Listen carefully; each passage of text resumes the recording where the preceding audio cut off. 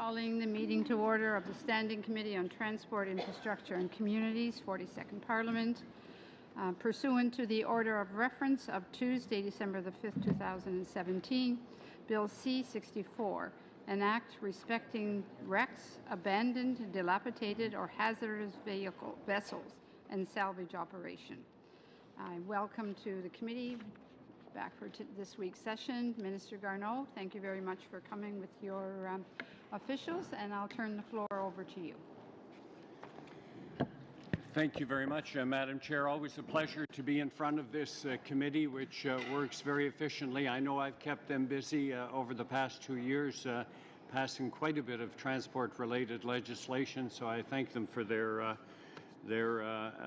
very efficient operations. Madam Chair, I'm pleased to be here to speak about Bill C-64, the Wrecked, Abandoned and Hazardous Vessels Act, legislation that will help us protect and preserve the health of Canada's marine ecosystems and the safety of the waterways on which our economy depends. This is the result of a joint effort by the Honourable Dominique Leblanc and myself, supported by officials from Transport Canada and Fisheries, Oceans and the Canadian Coast Guard, and I'm glad to say that many of the officials are with me today. Abandoned and wrecked vessels have left in our waterways are a serious problem. They can pose safety, environmental, economic, and social risks. And they certainly are a long-standing and growing source of frustration for many shoreline communities. Proper remediation of these problem vessels can be complex and costly, and up to now, the financial burden has often fallen on Canadian taxpayers. It is estimated that there are hundreds of these vessels in Canadian waters, ranging from small pleasure craft to large commercial vessels. Some are very problematic, others are less so. We must take action with a risk-based approach, or the challenge will only increase. The vast majority of vessel owners act responsibly and dispose of their vessels properly. However, some owners see abandonment as a low-cost, low-risk option. This legislation will change that. Le projet de loi présenté aujourd'hui. The legislation before you addresses the issue in a holistic way and fills the gaps in the existing federal legislative framework. Up to now, the federal government has only had the authority to address some of the negative effects of abandoned or wrecked vessels, but not the vessel itself. The government has generally also lacked the ability to take proactive action in these situations to avoid placing a burden on taxpayers. There are other gaps as well.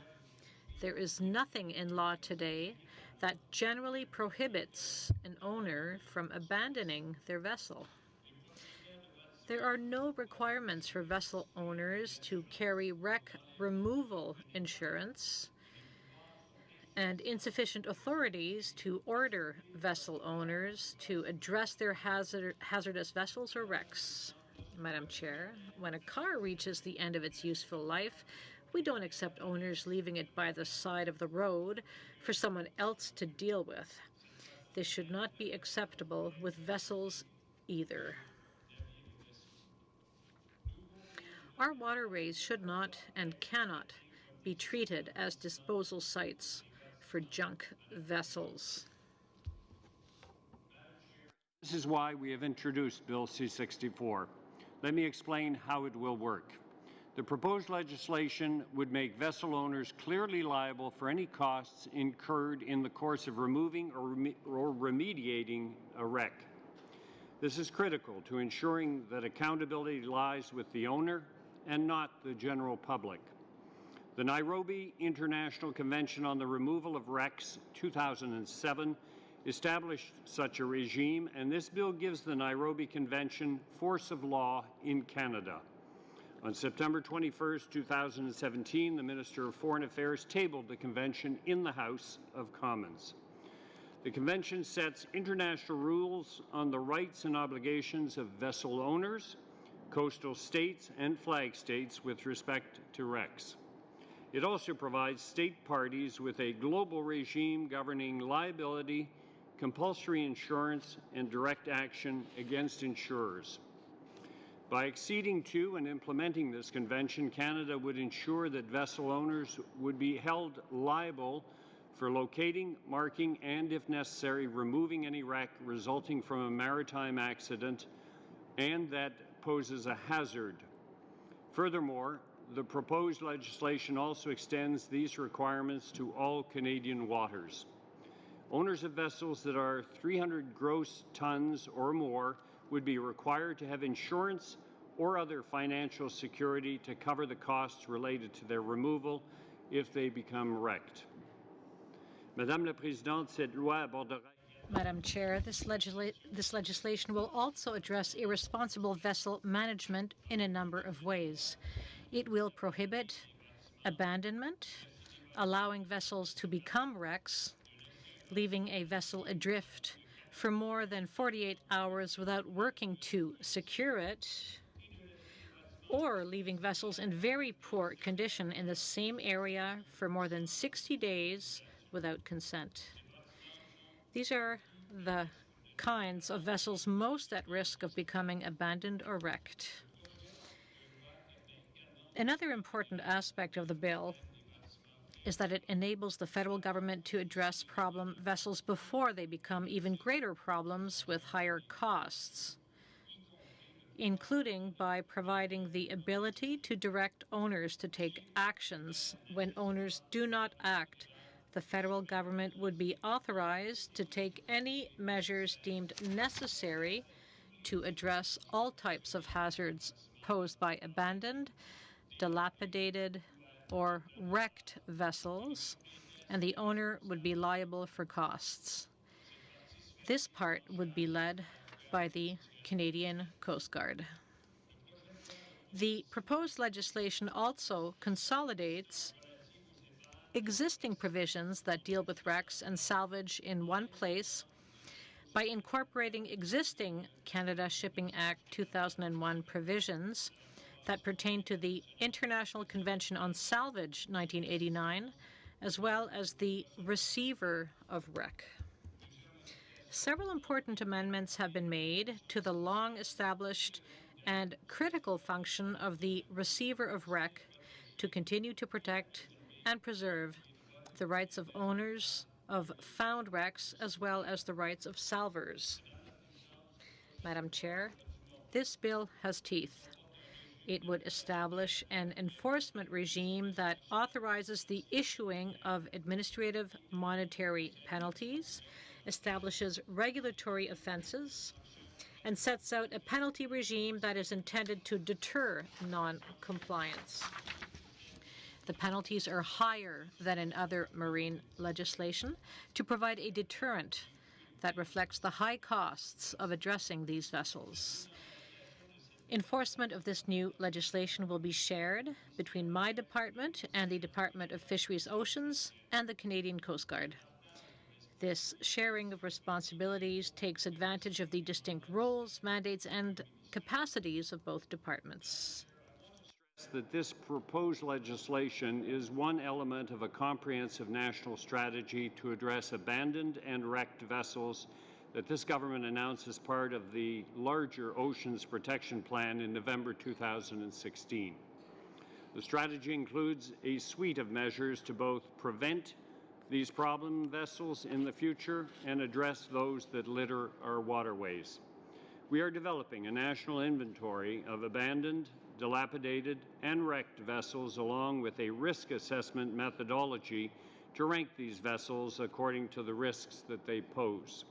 This will allow for decision-making based on evidence. In 2017, the government launched 2 funding programs to support the cleanup and removal of smaller, high-priority legacy abandoned vessels and wrecks. These programs will help get these boats out of the water, provide funding for educating vessel owners about their responsibilities and disposal options, and support research that will help improve boat recycling and design. To address the costs of abandoned and wrecked vessels, large and small, in a sustainable way over the longer term, We're also looking at options to establish owner-financed remediation funds. Notre stratégie exhaustive consiste également. Our comprehensive strategy also includes improving vessel owner identification. We are currently working on improvements to large vessel registration and working with provinces and territories to improve pleasure craft licensing. We will continue to collaborate with provinces, territorial and municipal governments, Indigenous groups, local and coastal communities, and stakeholders to implement the national strategy and the proposed legislation effectively. On my last page, Madam Chair. Our coasts and waterways are the common heritage of all Canadians. They are crucially important to our environment, our communities, our economy, and our way of life. To conclude, I would remind committee members of the unanimous adoption by the House of Private Members Motion M40 that was tabled by my colleague, the Honourable Member for South Shore St. Margaret's in the fall of 2016, that called for a comprehensive approach to dealing with the problem of abandoned and wrecked vessels. With this bill and the Ocean Protection Plan's comprehensive national strategy, we are delivering on these commitments. Thank you, Madam Chair. Thank you very much, Minister Garneau. On to Ms. Block for 6 minutes. Thank you very much, Madam Chair, and I want to welcome the Minister as well as all of those who are here supporting him as we begin to study C-64. Before I begin, I recognize that Ms. Jordan and Ms. Malcolmson have real vested interests in this study, but would it be appropriate to invite our colleagues who normally sit on this committee also to join us at the table? There's probably no reason why they can't be here if they want to be, and I would just welcome them back to the table if they choose to be. Of course. Okay. Minister, I'd also like to thank you for the reminder in regards to motion M40 that was passed unanimously by the House in 2016. And I guess, you know, in that spirit, I would just put a couple of things on the record as well for us to consider and for you to understand, I guess, you know, why we even fast-tracked it past second reading to come straight to committee. In June of 2015, a former Conservative Member of Parliament, John Weston, introduced a private member's bill addressing issues of wrecked, abandoned, and hazardous vessels. Also, the 2015 Conservative Party platform included a commitment to support that bill that had been introduced in the House. And finally, as amended at the May 2016 National Convention of the Conservative Party's policy declaration, there is a statement that says the Conservative Party stands by its commitment to facilitate rehabilitation or demolition of abandoned and derelict vessels. And so we have a strong commitment to the issues that are being addressed in this bill. In fact, it was the previous Conservative government that was signatory to the Nairobi Convention, and I know you've mentioned that in your opening comments as well. Pleased to see that that was introduced in the House as well. So we're supportive. I think we look forward to the study and what we're going to hear from the numerous witnesses that are coming forward. Thank you for introducing this bill. And so I guess a couple of my questions are going to maybe be a little bit more technical in nature. I'm wondering if, based on the data that you have, are most of the vehicles that are wrecked or abandoned in our waters flagged under Canadian or foreign flags?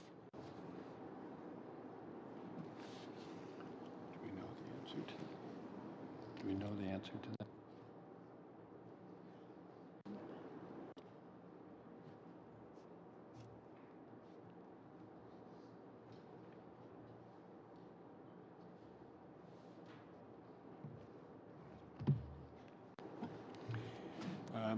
First of all, thank you very much for your opening comments, which I think very clearly indicates that we both, your party, my party, and I won't speak for the New Democratic Party, but I sense a very strong support there as well for going ahead with this bill. And I think it's, I remember when John Weston brought it up a little while back. With respect to your specific question, I will get back to you on what the answer is for that. Part of our challenge here is actually to create that inventory to establish. I suspect I know what the answer is, but I don't want to give it unless I have the accurate information. And as I mentioned in my opening statement, there are hundreds of these wrecks.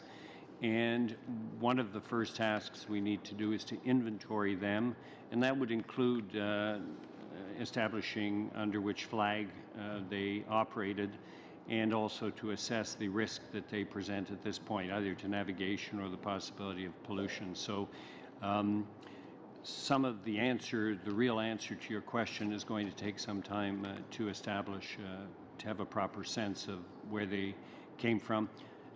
Because, as you know, Canada is a trading nation. We do have many ships that come to us from foreign shores, but we also have a large number of Canadian ships as well. So I think that's probably the best I can do at this point, although I will say that the majority of them, out of the hundreds, are pleasure craft.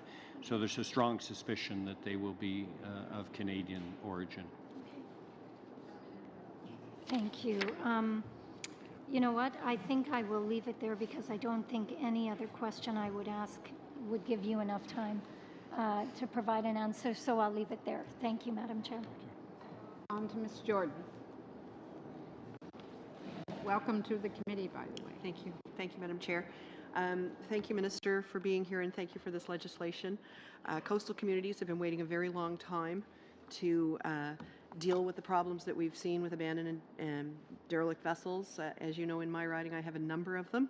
And I guess I would like to aim my questions at, I understand that the legislation is on a go-forward basis, but what happens to the people who have them in their communities now? What happens how do we deal with the vessels that are already there? You know, especially the bigger ones, the ones that a small community cannot afford to remove. I want to make sure that this legislation does address the problems that we're facing in towns like Bridgewater. And thank you for your question, and thank you for your motion M40, which I think was a very important input to all of this. And yes, there are hundreds of existing wrecks, and our legislation aims to make sure that we don't add to that in the future by putting in place measures that will create liabilities for the owners, more solid ways of identifying ownership, and a number of other measures. In the meantime, what we have done is to provide two sources of funds. One is called the Abandoned Boats Program, which is run by Transport Canada, and this is a fund which is focused on working with communities that have wrecks in their local waters, and to work with them on a cost-shared basis to find out and to actually remove some of those wrecks. There's also a Fisheries and Oceans Small Craft Harbors Fund as well for specifically these are small craft harbors under Fisheries and Oceans to do the same thing essentially, where there are abandoned vessels or wrecked vessels. Is that going to be enough? No, it's not going to be enough to cover the hundreds that we're talking about. And we have taken some specific measures in special cases. Your own experience in Shelburne with the Farley Mowat, a larger program called the Catherine Spirit in Lac Saint Louis in Montreal. The LV Minor is another example, and sometimes the provinces have stepped into it. The Manolis is another example where there's been removal of leaking oil, but there will be a contract let this summer for bulk removal. But there will be a requirement to collect, to have more money to deal with these many wrecks. And one of the things we're exploring, and I talked about it in my presentation, is in much the same way as for shipping we have the oil source fund, which all shipping lines have to contribute to. In the case of a shipping spill, we may explore the possibility of having a fund that people who own vessels have to contribute into, and that is there to take care of incidents where we cannot, because we can no longer trace the original owner. We may have to access something like that. So we're looking at ways that we can build the funding that's necessary to take care of the existing wrecks that are out there. Well, to that point, we've had in Bridgewater, the Cormorant, which is a former naval vessel, has sunk at the wharf and then been refloated at great cost. And it probably would have been easier to remove that vessel than it would have been to refloat it and clean it. And now it's still sitting, listing, and the possibility that it could sink again is still there. The town of Bridgewater has spent a great deal of time and effort and money revitalizing their downtown core. They've spent a lot of community time and effort to build parks and green spaces. And you look out and you see this ship. And I guess I just want to make sure that there's a way for us to address those kind of problems when towns are faced with an economic burden of them. They don't own the wharf that it's at, but it's affecting their ability to capitalize on tourism. It's affecting their ability to use the river in the best way possible. And I just think it would be really great to see that this actually can address those problems as well. It will definitely address them going forward. For example, as I said in my remarks, there will be a rule that if a boat or a ship is 60 days in a location in a dilapidated condition, then we can take enforcement action. If it's just sitting there and clearly not going anywhere, we can take the actions that are necessary with this new legislation. The problem up until now is that we haven't had the tools and the power to take action. So yes, there will be rules with respect to what we call dilapidated vessels just sitting at anchor and eventually, and I see it as transport minister on a regular basis, eventually sinking or sometimes mysteriously catching fire or something like that. We don't want this kind of situation to occur in the future, and so we will have measures in place. Same thing for vessels that are just abandoned out at sea. If they're drifting and no action is taken by the owner to do something about it, then we will take action in that kind of situation. We're trying to address all of the situations where we have an abandoned vessel that clearly presents a hazard for the possibility of sinking and costing the taxpayers a lot of money or creating environmental problems. Thank you, Chair, and thank you to the Minister for being here and all of your crew that's supporting. As you know, I had hoped to see legislation and brought some forward that was blocked by the government that would include some of the recycling prevention of vessels, a turn-in program, some other pieces. So in that spirit, I'm going to feel out what your ministry is doing here, and because I'd love to fit as much in. Are you amenable to yes, no answers as much as we can? Sure, I'll try that. Great. Thank you. I appreciate it, Minister. So first question, is the Oceans Protection Plan contingent on the Kinder Morgan pipeline going through? We heard quite a lot about this in my riding in Nanaimo just over the last couple of days, and I'd like to be sure that it's going to proceed no matter what. The Oceans Protection Plan will proceed no matter what. Thank you very much. Appreciate that very much. Also, when I was elected to Islands Trust Council in a local government in British Columbia, whenever I said derelict vessels, it triggered liveaboards. People got very concerned, and this is more of a West Coast phenomenon than East Coast. When I so I started saying abandoned vessels and tried to reassure every time I could people that are living on board their vessels that my legislative solution would not negatively affect them, would not limit them. When I read in Section 30-1, it's prohibited for an owner of a dilapidated vessel to leave it stranded, grounded, including onshore, anchored, or moored in the same location for a period of 60 consecutive days, without the express consent to leave the vessel from the owner, manager, or leasee of the location. That worries me. Does your legislation restrict or limit liveaboards in any way? Well, that's covered under, it's not covered by Transport Canada because it's covered by other rules that are municipal and that are provincial and that also address the question. I'm very familiar with liveaboards in a number of provinces, but we don't come directly into it, but I want to tell you that the federal, but for the municipalities where these events or where there are liveaboards and the provinces, there are different rules and laws with respect to that, and they also address the issues that we're concerned about is that the ships could, if they sink, represent a hazard. So it's not directly under us. They're sort of a special case that is not federal.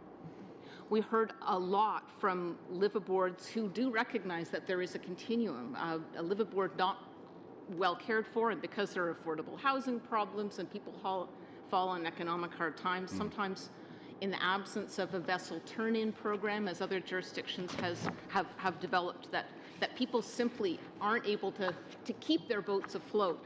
And I note that the Ship Source Oil Spill Pollution Fund in their reporting said over a 10-year period, 51% of the people that they sent a bill to for cleaning up an abandoned vessel lacked financial assets to repay that bill. Many of them were unfound or unknown or did not respond. And I'm concerned that someone that gets sent a fine under this program is not going to be able to pay it anyway. Is that something that you designed this legislation with that express intent, that you would look at both the affordability problems, economic hard times, but also people's ability to pay?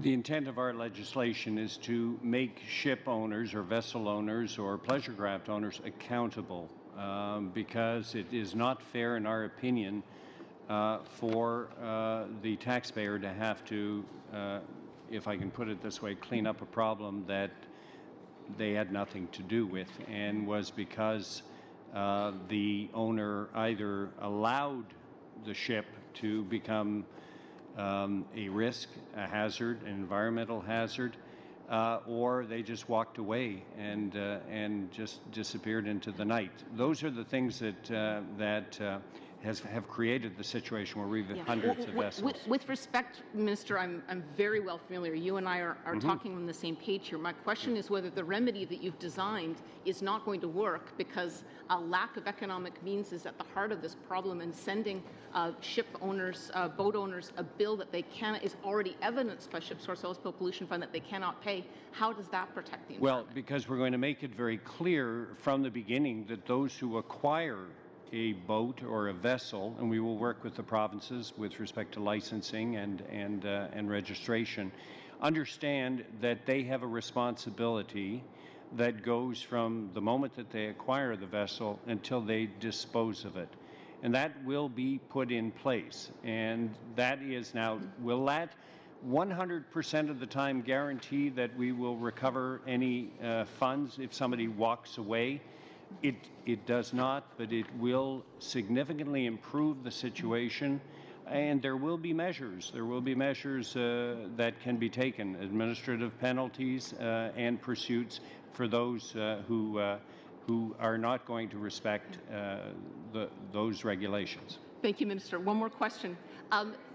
Your reporting that you sent to us said that under the new funding available for removal and assessment of abandoned vessels, you've only received 7 applications, only 3 of them for boat removal. Were you surprised at how small the take-up was on this big program? Yeah, a little bit surprised. I'm encouraging more take-up with the funding available, and perhaps we need to work a little harder to make more municipalities and locations aware of this program. I really appreciate your department being able to answer our question that the committee asked for at such short notice. Thank you very much. Thank you. Thank you. Mr. Fraser for 6 minutes. Excellent. Thank you so much for being with us today, Minister and staff. And I'd like to just say as well that I appreciate the multi-partisan support for cleaning up abandoned and wrecked vessels from Canadian coastlines. I'd like to build upon some of the questioning from my colleague, the MP for South Shore St. Margaret's, as well as Nanaimo Ladysmith. I very much appreciate that this is designed from a preventative approach, whether it's prohibiting abandonment, requiring insurance, putting in cost as a potential deterrent. But to follow up on Ms. Jordan's comments about vessels that exist within our waters today, one of the issues that I see and have seen in my own riding is the scenario where a vessel owner is unable, unwilling, and to move the vessel and doesn't have the capacity to finance its removal. Is there anything in the legislation that we're dealing with presently that would prevent the federal government from taking enforcement action and removing the vessel from our shores in the event that the vessel owner doesn't have the capacity to cover the costs?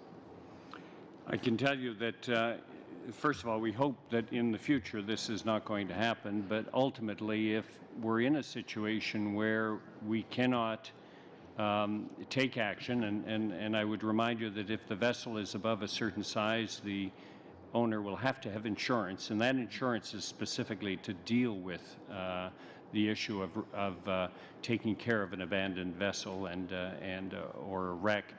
But if there is a situation where, for whatever reason, it has not, or the owner is not taking their responsibility, and even though we will take action against that person, then yes, the government can take action at that point, specifically, and it'll be on a risk-based assessment basis, specifically if it represents a navigation or an environmental hazard. But we hope that we're not going to get to that situation with this new legislation.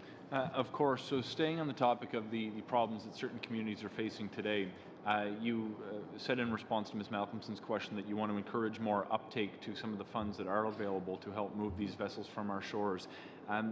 Not to get too parochial here, but there's a community, Marie Joseph, in my backyard along the eastern shore. It's gorgeous. The wild islands along the eastern shore are subject to a tourism expansion project that the federal government is partnering with, and at the same time has a 1,300 or 1,400 ton former Canadian Coast Guard vessel, CCGS Tupper, really bolted into the side of a provincial highway sitting in federal waters. It's an eyesore for the community. How can I, as a local representative, bring to the attention of the municipality and the community at large information about the programs, and what steps, what advice would you give them to partner with us to move this vessel out of their community? The current program is the abandoned boats program is, I believe, probably tailored more towards smaller vessels. You mentioned 1,400 tons. Certainly, you also mentioned this is an ex-federal government ship. So, if the town where this is located wants to communicate with the federal government, we can certainly look at that and get back to them on that specific, because we're now talking about a larger size, one of the many that are in the country at the moment, and we'd have to get back and look at that specific case. This might be similar to the kinds of things we did with the Catherine Spirit and the Farley Mowat and others that are a little bit outside the range of the abandoned boats program and the small harbors program as well. Excellent. Perhaps a final question, depending on the time. I assume there will be some sort of a prioritization to deal with the most urgent vessel removals first, based on environmental risk, public safety risks, or potentially the economic benefits to regions such as the community I mentioned, based on their tourism industry, for example. Yeah. Could you lay out for us how the prioritization will be designed to ensure that we're tackling the most serious problems first? So the plan is to create an inventory of all of the abandoned vessels. We'll be looking to cooperate with municipalities and provinces across the country so that we can identify where all of them are. And we will then assess them in terms of the risk that they represent. And that risk can be environmental, because they still contain fuels and oils in them that could eventually seep out, as we all know.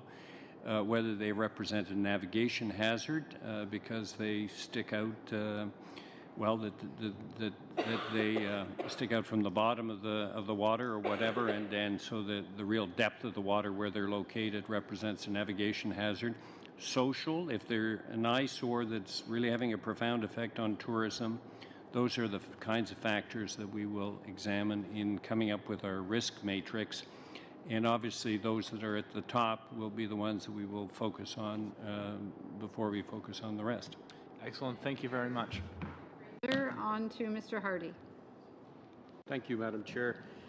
Thank you, Minister, and your helpers here.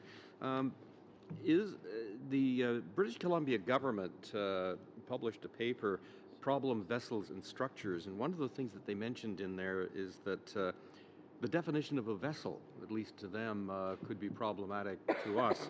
They don't consider, for instance, a ship that's had the motors taken out and converted to a floating restaurant as a vessel, or an oil tank barge, used as an office next to a pier, or a forestry barge camp. Will we have any difficulties in definitions or defining what, in fact, needs to be cleaned up? So we have definitions, and I could read them to you if you would like. But or you can just aim us at the section. That would be fine. Okay. I think that's in. I don't know if that's section 2 of my document, but we'll aim you at the definition, because obviously we need to do that. And there are exceptions. I mean, I know out in British Columbia, for example, there are some ships that I might have even served in. That are in the bottom of the water. They've had all of their equipment removed, but they're used as a site for scuba diving. There are special exceptions. You mentioned floating restaurants, those kinds of situations. But I believe that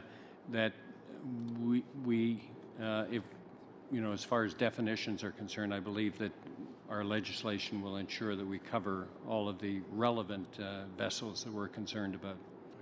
Now, I know that probably, parrots and eye patches are out of style, but there's some real pirates out there in the international scene, shady characters who, move from jurisdiction to jurisdiction, spreading all manner of misery. How do we, how do we manage the people who just simply don't play by the rules anywhere in the world? Well, it depends on what they're doing. If they're breaking the law, we have laws, and they may not necessarily be pertinent in the case of this legislation. Then we do pursue them. That's why we have a Coast Guard, and I don't know if the Coast Guard would like to chime in on that, but with respect to illegal behavior out at sea. Well, with respect to this topic, they slide in under cover of darkness, leave something with no way of tracing it back to them. It's not like an automobile with vehicle identification numbers etched in various places, or is it? Well, if they come into our waters under cover of darkness and just abandon a vessel, then and they are not registered in any way, and they manage to slip through without being detected, then we could have a challenge with respect to the issue of that abandoned vessel. But our intention is that for certainly all law-abiding shipping that comes into Canadian waters, that these measures will address the requirement for them to have insurance, to have a clear ownership identification, those things. Now, I'm sorry, Officer Lick? I think just to add to the minister's points there, I think the one thing that, what if a particular, we'll just call them a legal person, comes in, abandons their vessel, if we can hopefully deal with it through the new act, through the monetary penalties and so on, that's one aspect. The other aspect is we will take action no matter what in terms of dealing with the risk that poses by the vessel, the environmental risks, the tourism risk, the economic risk. That side of it will be taken care of no matter what. One more quick question.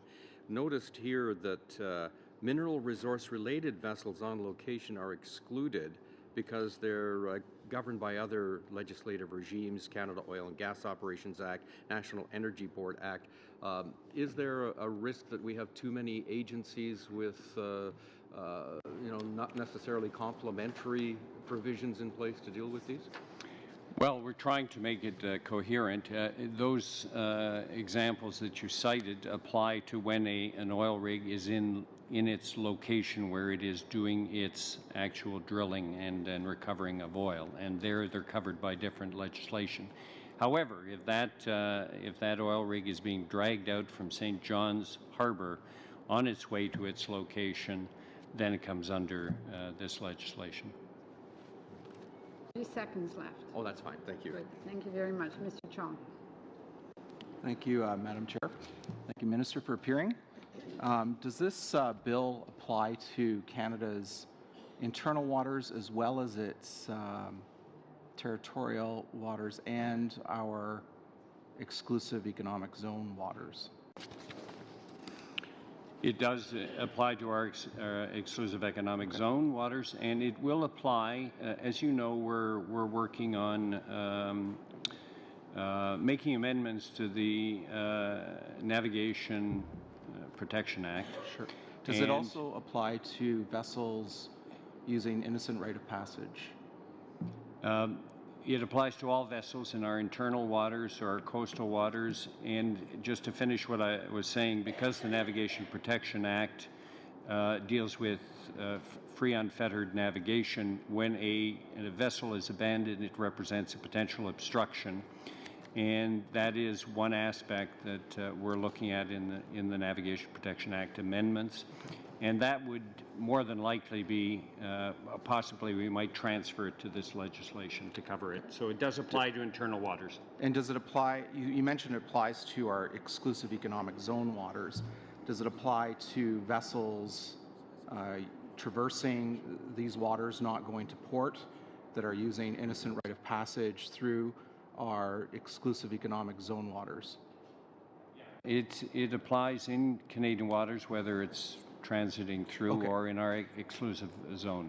So maybe you could speak a little bit to the committee about how this is going to be applied in respect of American flagged vessels. I ask that because the United States is neither a party to the UN Convention of the Law of the Seas, nor a party to the Nairobi Convention, and has explicitly stated its concerns with respect to both of these UN treaties, stating that they do not believe that the treaty can be applied to American flagged vessels in territorial waters.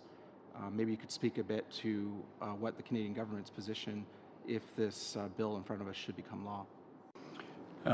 I recognize that the United States has not ratified the Nairobi Convention, but from our point of view, if a vessel becomes derelict or abandoned or wreck in our Canadian waters, it doesn't matter what country it came from. So the Bill C-64 will apply to it, and we will obviously have to make other countries aware of the fact that even though they may be just transiting, that these rules will apply. Okay.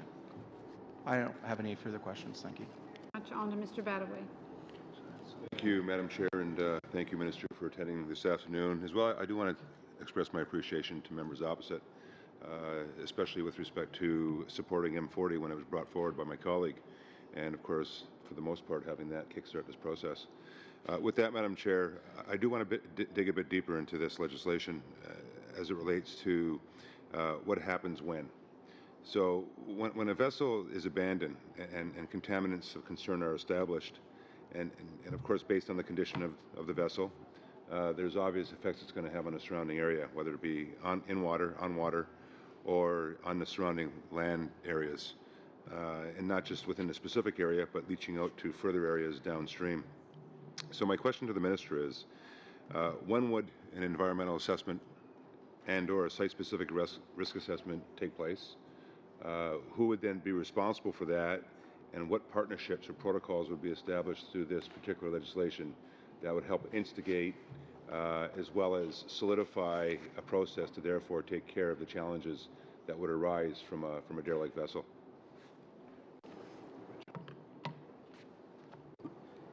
The minister has asked me to take the question, but I'll just clarify a couple of points. I think one is to say that if there is an abandoned vessel or a derelict vessel currently that poses an environmental risk from oil pollution, from pollutants aboard, whatever, we will take action right now.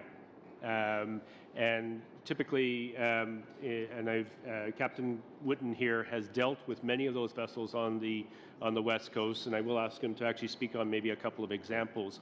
But where we've had to, during prosecuting the incident, we've dealt with the pollution, but then we have to deal with the impacts of the pollution after the fact.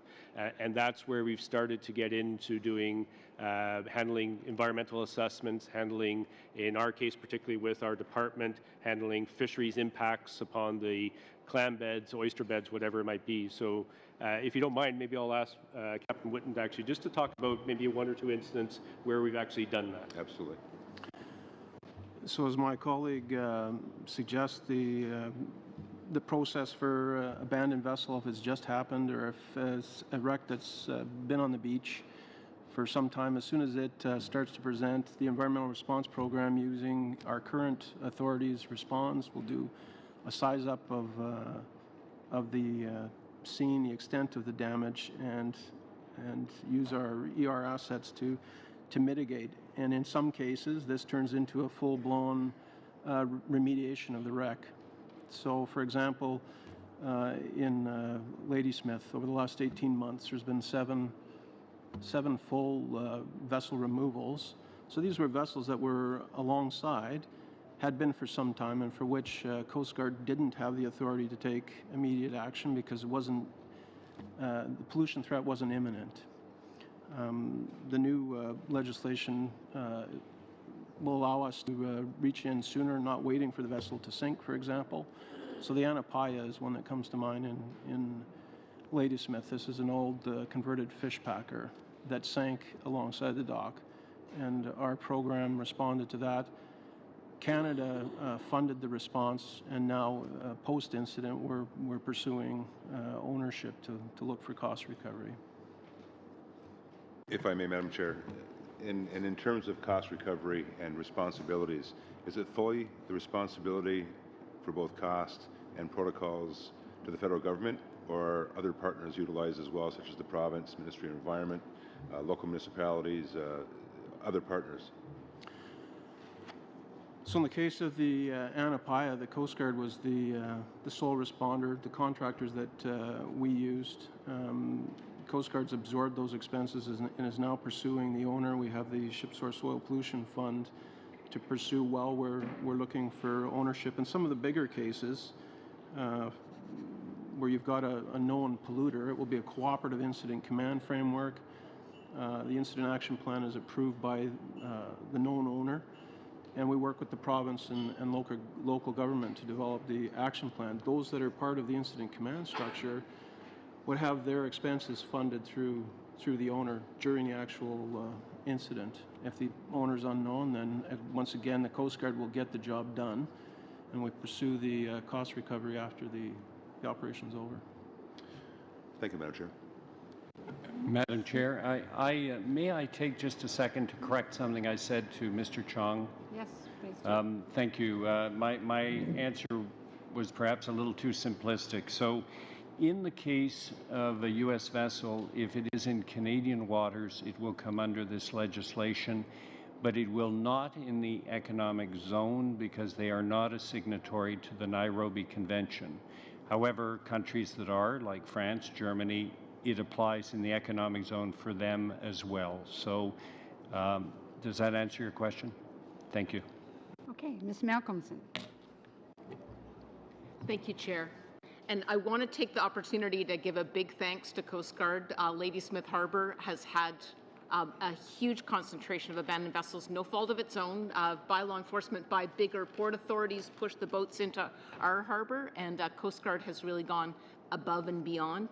The Vicky Lynn 2 is kind of a poster child example. 4 years after the Marine Survey said that the vessel is an imminent risk to sink and it might only be held together by corrosion on the hull. It still took us 4 years to have the previous fisheries minister order removal, which we were very grateful for.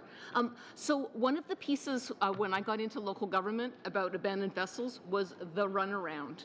And here's an old chart of if you find an abandoned vessel, and I think I've got a copy of this for you, Minister, and for the other committee members. Some ratepayers groups for 10 years got the runaround saying, oh, it's not a hazard to navigation, it's go to this provincial, federal. So this flow chart is not tenable, and I know that you know this. Is this the new flow chart? And can you assure me that this legislation really ends the runaround? Because that's one of the prime pieces that I was trying to achieve in my bill 352. Yes, I think that we've certainly approached it from that point of view. We want to stop the runaround, and in fact, we want to have rules in place and regulations, because the reality was that in the past, if there was an abandoned vessel and we knew about it, all we could do was address the problem of environmental pollution or navigation, but we couldn't do much more. We couldn't hold the owners accountable. There were no clear rules. If somebody reported to us, hey, they found an abandoned vessel, well, what are we going to do? There were no clearly established legislative means for us to take action. So our intention is to try to make this as clear as possible and to have accountability. So we think that that will be the case. We're wanting to build on the issue of public reporting. So if there's a public reporting of a problem vessel, it'll be made to the Canadian Coast Guard Operations Center. So that's now we have to get that information out. That they are the people that you have to go to, not necessarily. And this is in your briefing book, your enormous briefing book. Yes. To the committee. You do say single federal point of contact is the question, but it doesn't exactly answer it. Does that mean that any local government, any First Nation, any citizen group, they phone the Coast Guard, they say we've got a problem vessel, and then it's Coast Guard that sorts out which federal ministry should be the lead on this, or what the mechanism is? Well, that gets it into identification, first of all, added to the inventory, assessing the risk, and then deciding on the action, trying to locate the owner, and hopefully in the future that will be a more straightforward process, and then taking the necessary action to deal with it, hopefully at the owner's expense. Well, thank you. That's a big win for coastal communities. We Thank you. have time for one more question from Ms. Block and one more question from Ms. Jordan before the minute. Thank you very much, Madam Chair. I'm just wondering about what comes next in terms of the regulations. And is the department already contemplating the regulations? And if they are, do you know how long it will take before those regulations would take effect? Well, I can answer it in a general way. I can't give you a specific date. It depends on when this piece of legislation gets through, but certainly with respect to regulations, and there's a process there, as you know, the gazetting process, the consultation process. We would like to, where there is that kind of process, to do it as quickly as possible. This is a process. This is a piece of legislation that has been a long time coming, and we want to get on with it as quickly as possible. Thank you. Have another question? Okay. So, and again, to correct myself, because it is a complicated piece of legislation, here we're talking only legislation. So we're not talking actually going through the gazetting process with regulations. This will be addressed through legislation. So as soon as it gets royal assent, we're off to the races in terms of implementing it. Okay, thank you. Ms. Jordan? And thank you, Minister. And one final question with regards to vessels of concern and how you determine your priorities in terms of vessels of concern. What's the strategy? What is the way that the department is going to look at what needs to be removed? What's the priority, and how do they determine those priorities? And how can communities like mine get on the list to make sure that their vessels are looked at? Well, again, this will go to creating the list, the inventory of wrecks that exist, and then assessing which one needs to be addressed the most urgently. Some wrecks are not necessarily obtrusive. They're not necessarily leaking. They may not represent a navigation hazard, so they would be lower on the priorities, whilst others will be higher on the priority for tourism reasons, for environmental reasons, and for navigation reasons. And that will then say, okay, we've got our list here, and it will be long, and this is the order in which we need to address these. Very much. Minister Garneau, thank you so much for giving us that full hour. I understood you were supposed to have left early, so we appreciate the fact that you were here for all of these questions from the committee. I understand you're going to leave, but your officials will remain, so I'm going to suspend for 1 minute and no longer so we can get back to work. Thank you.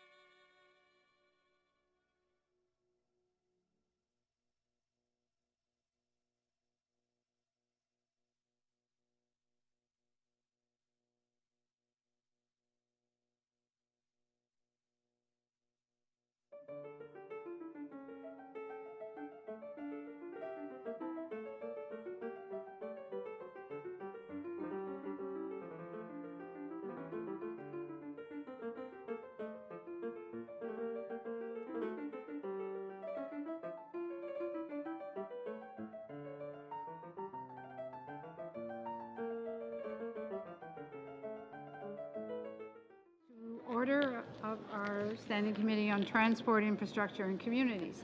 So welcome all of the officials that we have at the table. If you'd like to introduce yourselves, starting with Mr. Bertin. And would you introduce yourself and what your role is in the department? Good day, bonjour. Marc-Yves Bertin, Directeur Général des Politiques Maritimes. I'm Director General for Marine Policy with the Department of Transportation. Director General of Environmental Policy at Transport Canada. Mr. Lick. Good afternoon. Greg Lick, Director General Operations, Canadian Coast Guard. My name is Mark Sanderson. I'm the Acting Director General of National Strategies with the Canadian Coast Guard. Okay. Good afternoon. My name is Brian Wooten. I'm the Regional Director of Incident Management for Western Canada. Thank you all very much. We have about 45 minutes that we'll go through the questions and answers. And I believe we are going to start with Ms. Block. Thank you very much, Madam Chair. And I was just having a conversation with my staff. I didn't realize we were going to go right into questions, but I do have a question for you. Besides the insurance requirement, are there any other measures in this bill that you would speak to that would mitigate a vessel becoming wrecked abandoned, or made hazardous.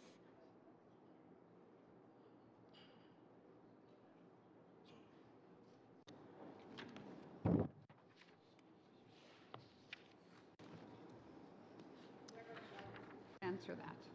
So I guess I'll give it a shot. So, I mean, with respect to the insurance as well, the insurance doesn't per se prevent the event. What it does is it prevents challenges after the event when it comes to cleaning up and who pays and what have you. And there's much in the legislation that does that, starting with the efforts that the government will be able to make to pursue responsible vessel management. So both the prohibition on abandonment, but also the ability to provide notices that a vessel owner needs to act to address a challenging situation, and the ability to follow up if the vessel owner does not take the action that's requested in order to address a potential hazard. Those are all the things that contribute to preventing incidents. This legislation really is kind of bookends around an incident. It lays out a number of requirements and actions that the government can take to prevent an incident from happening, and also to make it easier to deal with the incident after the fact, in terms of identifying the lead role of the Coast Guard, for example, in assessing hazards related to an incident, who pays, etc. So from that perspective, there's quite a lot in the bill with respect to prevention. Thank you. So it's my understanding that the Nairobi Convention addresses vessels of a certain size. I think it's 300,000 tons. Is that correct? Did you consider lowering the gross tonnage requirement to carry insurance for foreign flagged vessels? Thank you very much for that question. I don't have the stats immediately in front of me, but if memory serves, 98% or just about foreign flag vessels calling on to Canadian ports actually are above or at the 300 gross ton mark or above. And so from that perspective, the vast majority of ships would, therefore, foreign flag ships would fall into the class of vessel that's being captured. Now, that said, the issue of the threshold was something that was discussed. There were different discussed within the context of the IMO, but also domestically with stakeholders. And just in the context of the IMO, there are a number of aspects to the way the discussion unfolded, whether we should go towards looking at this through the length of a vessel versus the tonnage. In the end, the issue of 300 was the subject of a conversation around whether or not it should be higher and not lower, so as it is the case in other conventions. So from that perspective, the 300 threshold was something that was negotiated, and it was also something that was consulted upon domestically. Okay, thank you. Chair. So my questions will be for the Coast Guard, Mr. Lick, particularly. With regards to the process for once a vessel has been declared a vessel of concern, or something that that people are interested in finding out more, or what's the process for something like, say, the HMCS Cormorant, which is a vessel in my riding that's been at a wharf, has sunk, has been raised, and what would be the process for the community to get rid of that vessel? So I'll just address the first part of your question. So as the minister already talked about, the the first part of our initiative, or one part of our initiative, is to prepare the inventory of all vessels of concern across the country, prioritize them in terms of a risk assessment, but a risk assessment that is broader than what we've currently had over the last number of decades, just environmental and navigation hazard. The Act will allow us to broaden that into tourism impact, economic impact, that type of thing. So that will help, in essence, deal with more vessels of concern to communities like yourself. In terms of the cormorant, we are taking action, and we have taken action with the cormorant to deal directly with the environmental risk, and we continue to deal with that as the vessel takes on more water. We continue to monitor it. So that part of our actions we are taking now. In terms of what the government has done, so as part of the Oceans Protection Plan, the government has provided the Coast Guard with some funding to deal with the technical assessments of what we consider the vessels of concern, the priority vessels of concern across the country. That's a very small list at this point in time, but it is getting us started on dealing with them. We've dealt with the Manola Cell in terms of the technical assessment, and we're now taking action to get a contractor in place in the spring to deal with it. We've dealt with the Farley Mowat, which I'm very happy that we saw the thumbs up on that one a little earlier in the year. And so with the cormorant is part of those initial vessels that we're taking. We're going to take the funds to do a technical assessment on it, to look at not just the environmental risk immediately and what we have to deal with that, but how we deal with the vessel as a vessel of concern over the long term. So it is already on the list. And with regards to smaller vessels, for example, we have an old fishing vessel in Woods Harbor that's threat of sinking. The owner will not release it so that the municipal unit or the harbor authority could apply under the small boats program. Is there a way to force the owners to release the vessels or to deal with them if they're just not willing to do it? There will be under this legislation. Can you elaborate on that a little bit? What the process will be, so that going forward people can make sure that this ongoing problem stops. So under this legislation, were the legislation in place right now, we would be able to notify the owner that they needed to do something and tell them what it is that they need to do, give them a timeline for that. And then if they don't do that within that timeline, then we have the capacity to move to administrative penalties or other measures to address the violation. And we would also have the ability then to act ourselves to address the problem vessel. So the Act is structured precisely to not allow owners to choose to be irresponsible.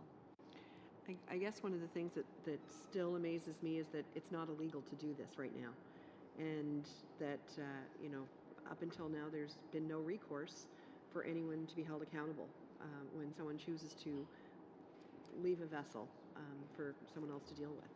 I guess in terms of fines and penalties, if someone refuses to deal with an ongoing issue, has regulations or has there been discussions about what type of fines or penalties will be in place for, and how you go about collecting those? Because a lot of the time these people seem to be very good at getting around the system, and I'm just wondering how we address those kind of problems as well. So this legislation the minister was talking before about how it won't require regulation to put it into effect, and that's because the administrative penalties and other penalties are hardwired right into the legislation itself. So the day that the legislation is effective, the enforcement regime is effective as well. The penalties themselves are laid out quite clearly. There's two categories of offenses. There's sort of lesser offenses that might be, related to, reporting things or other things, and then larger violations, not having taken action that's been required. The AMPs have been set at levels that will serve as a deterrent because we needed to make sure that the AMP regime was muscular enough to serve that deterrent function. There is the possibility of jail time. Should there be a problem in collecting, so it does.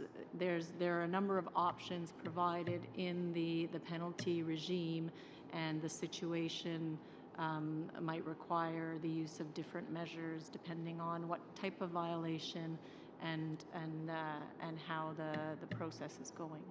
Thank you very much. On to Ms. Malcolmson. Thank you, Chair. Thank you to the witnesses. Who among you is the best for me to direct questions about the state of the vessel registration system? Okay, great. So this is a major problem for us, at least on the West Coast. I'm getting a lot of questions from local government leaders saying, how are you going to send a fine or a bill to the owner of the vessel if you don't know who that owner is? And a lot of the problem vessels we've got are pleasure craft. I note that this is a Transport Canada quote, improvements to vessel ownership identification systems linked to licensing of pleasure craft are not part of the proposed bill. So how are you going to fix this? So thank you for the question.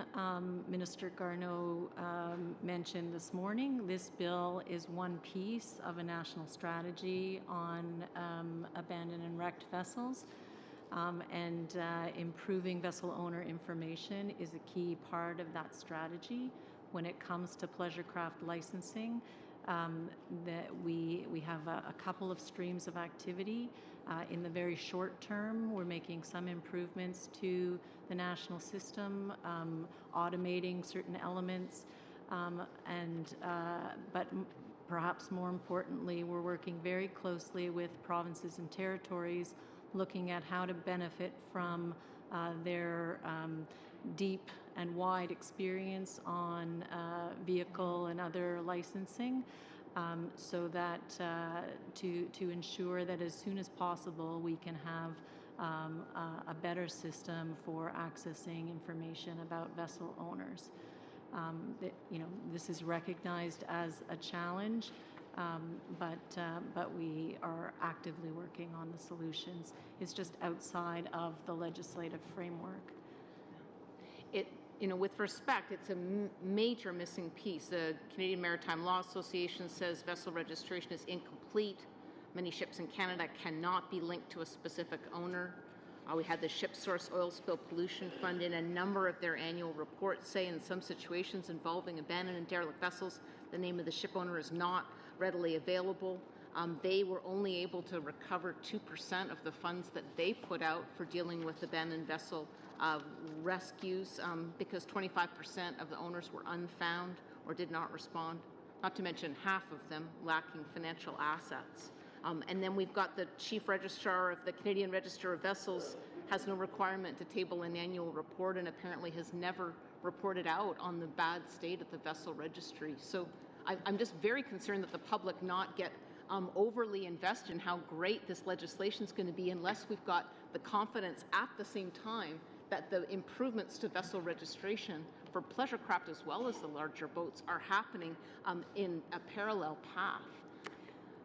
You're hearing that too, you must be. Absolutely. I think it's important that committee members understand that there are two separate systems. There is a pleasure craft licensing system in Canada and a large vessel registry. With respect to the large vessel registry, I'm not aware of as many problems as on the pleasure craft licensing side, but we have just launched a study to look at the opportunities for improving the large vessel registry. Issues such as deregistration and other things are being looked at to ensure that that the information that's contained in both those repositories is as robust as possible.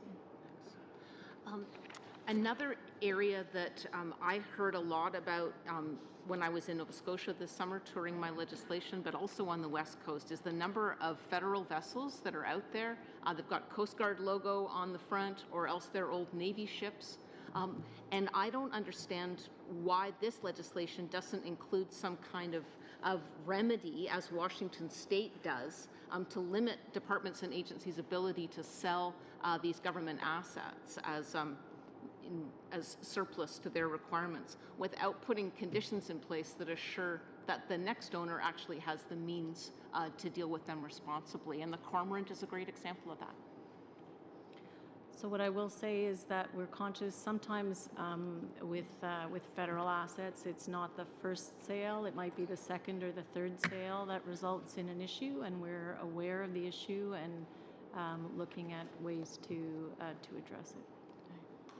So I will add one thing to that. So we've recognized the problem, whether it's the ex-Tupper, whether it's other vessels like the Ricker, which we just recently decommissioned, have yet to dispose of it. So as we go through the process, we're going to take stronger measures in ourselves, stronger ownership of not only just selling the asset, but who we are selling it to, whether we should actually sell it at all, or whether we should actually dismantle it, have it dismantled in a more environmentally friendly way. So we are taking action within the Coast Guard to be able to consider that more than just getting the money through a disposal asset. Right. That's helpful, and I just note for the committee's benefit that this is in Washington State's legislation and it's not in Transport Canada's proposed bill. Ms. Malcolmson, your time is up. On to Mr. Hardy. Thank you, Madam Chair, and thank you again to the witnesses. What do other countries do? Do we have a sense of any best practices out there, any other nations that have got, number one, a really good registration system, and then number two, a more effective way of chasing down the owners of vessels? So we definitely do have quite a bit of information. We have done extensive research on what other countries are doing. In many countries, this is not done at the national level, like in the U.S. It's a combination of national and state legislation and programs that kind of create their abandon and erect vessel strategy. To the extent that they have a coherent strategy.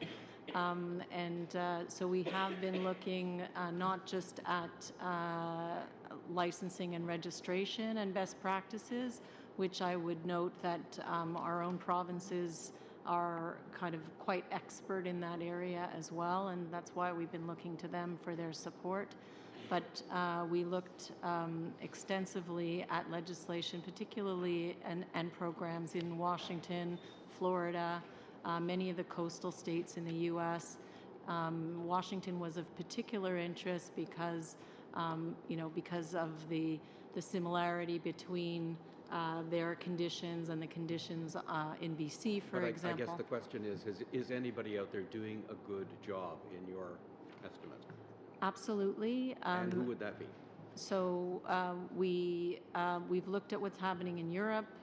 We've looked at what's happening south of the border, and we have modeled a lot of what's proposed to be done through the national strategy on Washington and Florida. Oh, great. Thank you. Now, with respect to some of the international flagships, in our experience so far, are we dealing with, vessels that are owned by shell companies? That it's almost impossible to actually go to find a person that would be responsible for that ship. The same sort of transactions and cloaks and daggers that happen in a lot of other areas must be happening in the shipping business as well.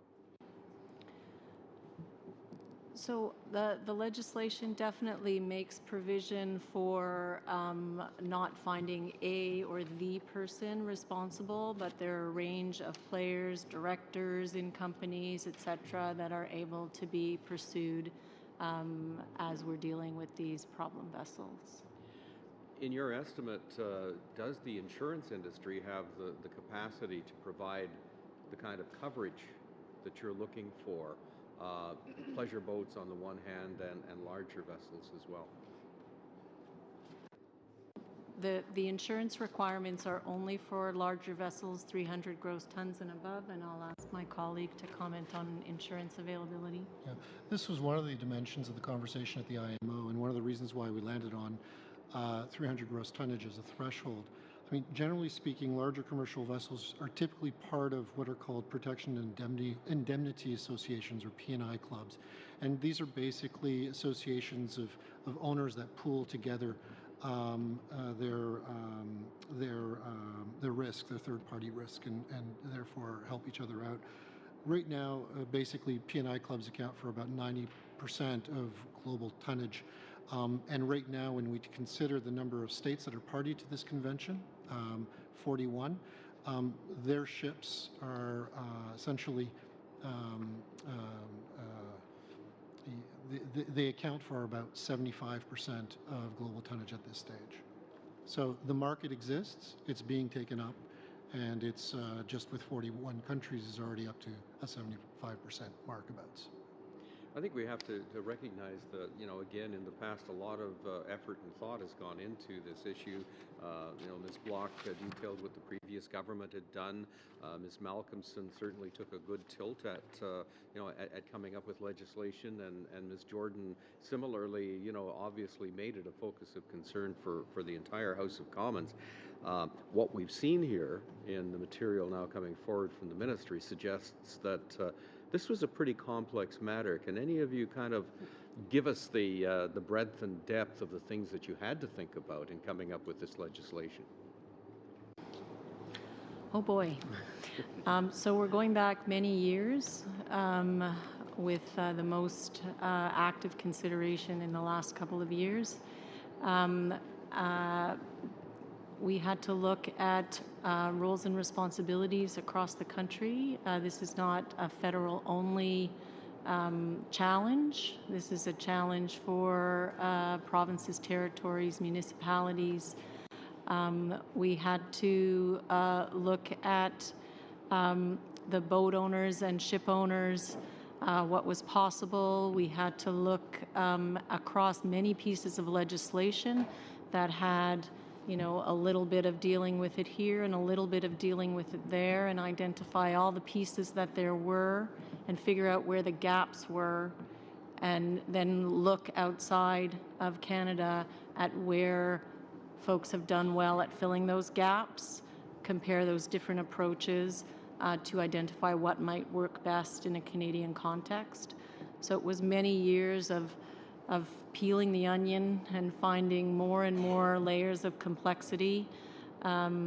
We also needed to sort through, and have done that extremely effectively, if I may say so, the roles and responsibilities between Transport Canada, the policymaker, regulator, and the Canadian Coast Guard, eyes and ears, boots on the ground, operational expert. Thank you very much, Ms. Barak. On to Mr. Fraser. Yes, please. On one small point related to Ms. Malcolmson's earlier question. I just wanted to mention that we do have in the capacity for making regulations in the legislation, the power to impose conditions on the sale of vessels.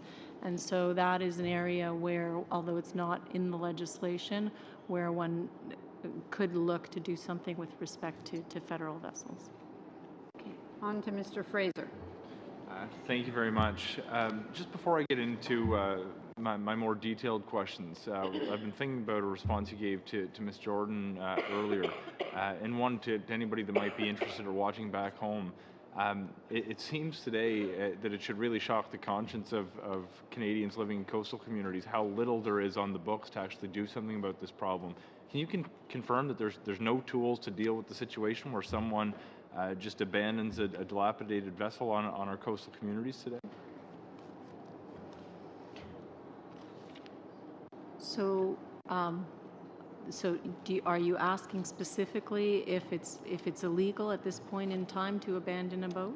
Yeah, I want to know sort of what's out there today. What's our starting point? Because the response that I heard earlier was more or less that there's nothing preventing a person from really doing this today. So it's correct to say that there is no prohibition to abandonment in Canada today. It just blows my mind to hear those words spoken. But thank you nevertheless for the answer. I was looking over through Part 2 of the legislation. One of the items that were flagged is the problem with leaving a dilapidated vessel in the same area for more than 60 days without consent. Is that the consent of who's responsible for the area? Could you just elaborate on whose consent in a given circumstance we might be dealing with? So it would be the consent of whoever's responsible for that location.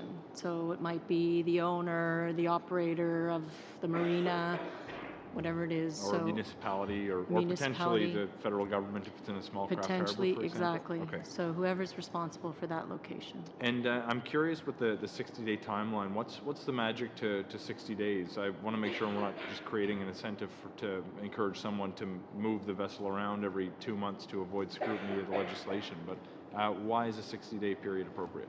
So, so there are kind of legitimate situations where someone may need to kind of leave a vessel somewhere, and it was felt that 30 days, for example, was too short in the case of those emergency situations.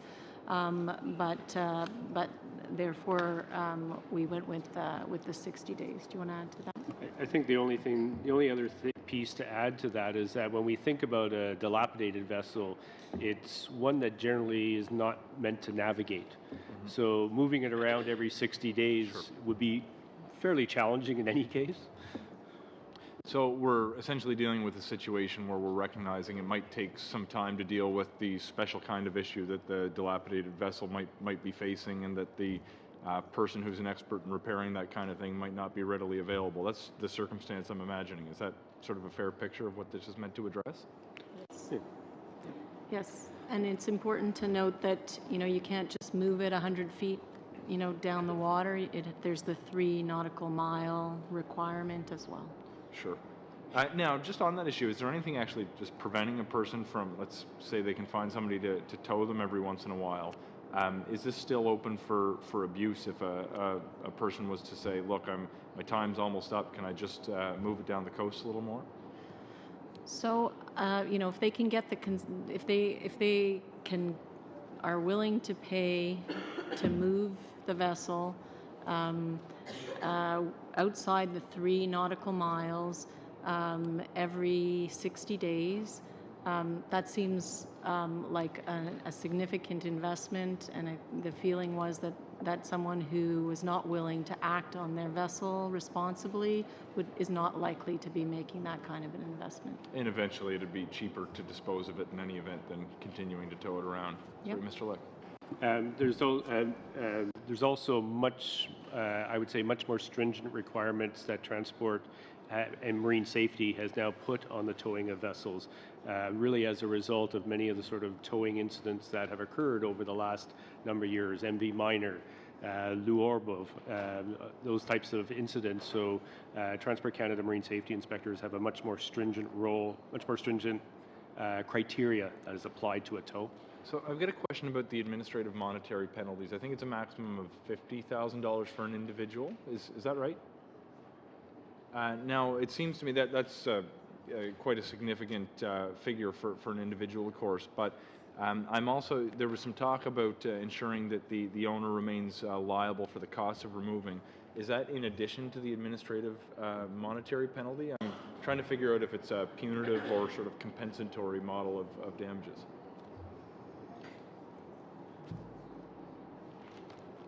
So, I mean, the penalty is assessed once they have not taken the action. So it's not punitive, it is compensatory. And that's why well, I don't know if I would use the word compensatory, but it is intended to be a deterrent, so that it should generally cost less, or at least comparable to that, for them to actually take the action, so that it would be a deterrent to action.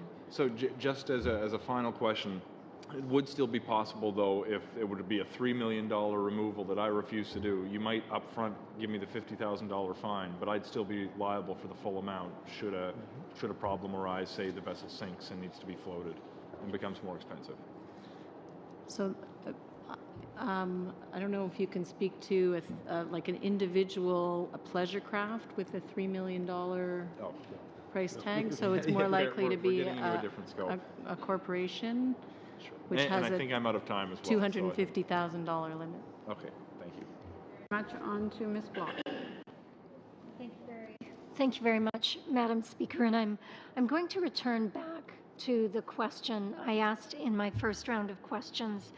And I guess, one of the goals, certainly in any of the measures that we've undertaken in our policy platform, in our policy declaration statement, or even that of my former colleague, is to ensure that no undue onus is put on the taxpayer to remedy abandoned vessels. And so when I was asking about if there is anything else contemplated in the bill besides an insurance requirement to mitigate against a vessel becoming wrecked, abandoned, or made hazardous, I recognize that this whole bill is to be preventative in many ways from that happening.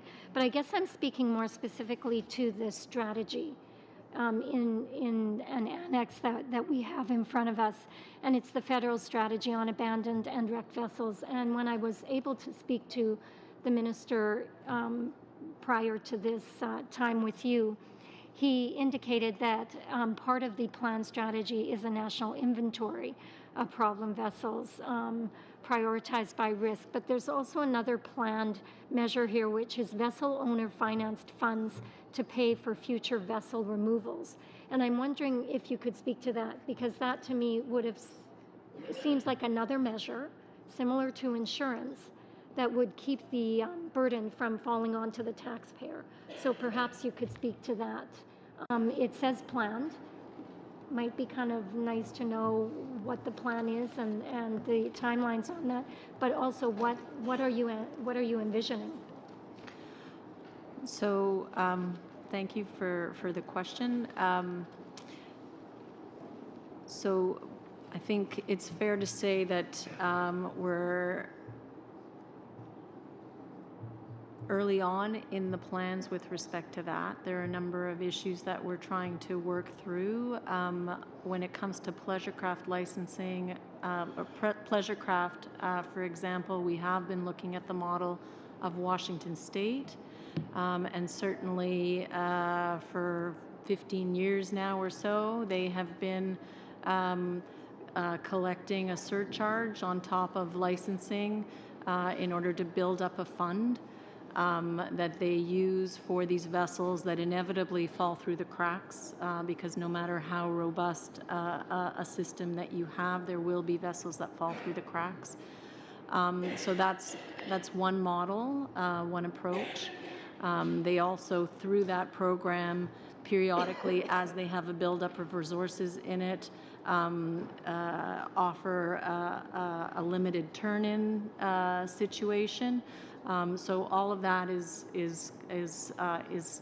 are things that are being looked at. We're talking to the provinces and territories about how that works. Requirements are slightly different across the country, whereas most abandoned vessels are in the water in BC, most are on the land in Ontario. So the challenges across the country are a little bit different, and so we're trying to manage that as well in such a large country. And then we are very early days in starting to think through what approach one might take to commercial vessels, larger vessels. So I can't really say too much, not because I don't want to, but because it's early days in thinking through those strategies. We really are looking at models that are out there. Okay, thank you. Okay, Mr. Badaway. Thank you, Madam Chair. And I do once again want to dig a bit deeper into the process. And I think I'll refer to Mr. Walton again on some of the comments he made earlier. Again, looking at the protocols that are embarked on by the federal government. So with that, I do want to look at, essentially what I'm hearing is that the federal government does take on ultimate responsibility.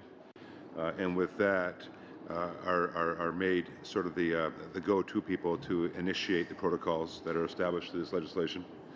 Secondly, to establish a strategy and attach to that strategy numerous objectives, and then attach to those objectives numerous plans of action. And then with that, taking a lead role to delegate to other partners such as the provinces, territories, communities, municipalities, and others that may either be directly or indirectly involved in a situation. Safety concerns, I know in our area, although the Great Lakes, a lot of times derelict vessels might be at a dock that might be close to power lines and things of that nature, then therefore posing a safety situation or risk. And finally, to actively monitor a situation as it relates to the challenges with respect to environmental. So I guess it's a twofold question. One, am I correct in assuming that sort of protocol? And secondly, walk me through anything that I may have missed. Thank you for the question. I think you've summed it up very well right now. This one-stop shop portal for the Canadian Coast Guard is, as we've heard, it's in its infancy, but I expect this to look like Canada's 3 Canadian Coast Guard regional operations centers are already a 24/7 portal for the public to call. Pollution response is a great example. So these watchkeepers will also be the conduit for vessel of concern calls, complaints from the public. And it'll be the job of the Coast Guard's new Vessels of Concern program branch to take that information and add to the inventory. So the hazard analysis piece is still being worked up with our partners, with the province, with Indigenous communities. How we will quantify the hundreds of vessels that are going to end up on this inventory. And right now, what will be new for Coast Guard is that we take immediate action when the environment is at risk. So if there's an active spill, we take the action as I described earlier, and then source the owner. Now we're going to be talking about economic impacts, social impacts, and what does that look like in the hazard matrix. So with a list of hundreds of vessels, I don't expect the Coast Guard to be launching on day one with 1,000 vessels, that we're going to go into removal action mode with local communities.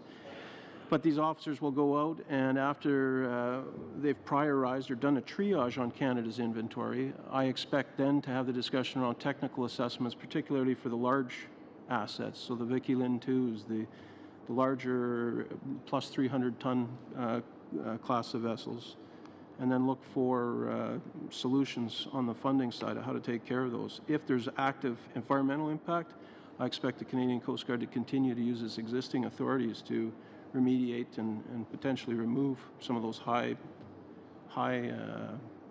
on the list as triage priorities. If I can ask one more question, if I have time, and this is, pardon me? I have 2 minutes. Thank you, Madam Chair. And it goes back to a question that Mr. Fraser had with respect to paying, financing, who would be responsible for. And I look at Clause 91 that provides that if there are reasonable grounds to believe that a person has committed a violation, that the Minister of Transport or the Minister of Fisheries and Oceans may either enter into a compliance agreement or issue a notice of violation. Can you get a bit deeper into that in terms of what that actually means? And does that mean that there's an out for individuals that may in fact have committed a violation with respect to this legislation?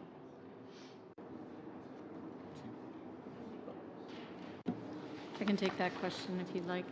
Um, so, um, so compliance agreements are a mechanism that exists in other Canadian legislation, and they offer the possibility of someone who's violated the requirements of the legislation to acknowledge that they have that there has been a violation and commit to addressing the matter, and also acknowledge that if they now don't comply, they will face twice the penalty that they would have faced before.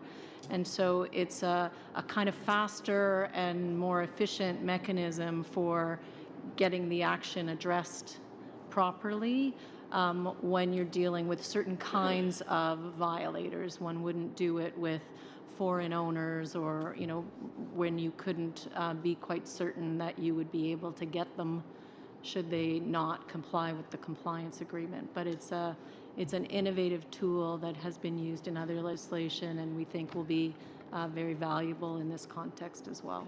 Great, thank you. Thank you, Madam Chair. Thompson. Thank you, Chair. I can't overstate how high the expectation is from the local government side in British Columbia in particular. They've been waiting a really long time to have federal leadership on this matter. When the first funding round was announced, $300,000 this year, and $260,000 a year from the small craft harbor segment out of the Oceans Protection Plan, there was quite a bit of disappointment because many of these communities that have been waiting a long time, and they don't have the authority, let alone the budget, to deal with it. So then we're starting to get feedback. The District of Oak Bay, District of Seashelt, District of Lunenburg all decided not to proceed with applying for the program, even though they had such a backlog. They were concerned about their own budget, about liability and legal concerns that they couldn't put the money up front. Talking to Bill Vienoff, who's the chair of the Regional District of Nanaimo, where I'm elected, he said it was just too costly, although the abandoned vessels in his area threaten aquaculture jobs and are really a huge concern. And then I just heard from John Rowe from the Veins of Life Society, or also known as the Dead Boat Society. They've been doing like hands-on removals through all these communities. He said they would have had to fill out 140 pages of application forms to deal with the 20 vessels, abandoned vessels that they'd identified. And he said it was going to cost $500,000. He can't afford to pay the 25%. So given the numbers that you've given us today, that the take-up has been really tiny, and we've had numbers as high as thousands of abandoned vessels across the country, but there were only applications for 3 removals and 4 assessments in this very high-profile offer. So can you tell me what you've done to evaluate the barriers to participation and what you can do to make it easier for coastal communities to work with the feds to get these dangerous boats gone? So I can say that in consultations over the course of 2016, we did speak to communities across the country about what was needed, and a lot of the feedback from that was used to kind of build the Abandoned Boats program and the Small Craft Harbors program.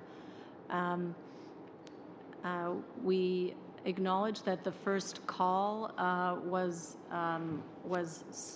had a very short time for application.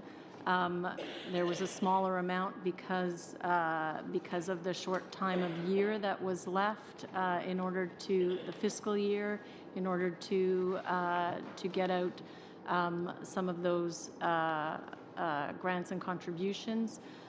I think there was also a feeling that in the first instance, perhaps a lot of the requests would be for assessments, because an assessment is required before one moves to removal under the Abandoned Boats program. So that explains some of the sort of size and numbers limitations. But there were only 4 assessment applications for the whole country. So as the minister acknowledged, I think there was surprise over that. I believe that our programs people are looking at how to facilitate, how to market, how to get the word out in terms of these the access to these programs going forward. Is your sense that it's a marketing problem, or are the terms and the percentage that local governments are now being asked to put up front, let alone the application process, are they are you exploring whether those are too onerous? I would have to check with colleagues. I'm not managing those programs. If you'd be able, if it's possible to hear back from the committee, because I think we do need to get this right, especially for this next round of funding through the Oceans Protection Plan. And I understand, so is it April 1st that the next intake happens? Well, there's a call open now, I believe. And when's the one after that? That's not. So it closes in middle of March. All right. So we've got a new round, in any case, coming up in the spring. So it would be good for us to hear back.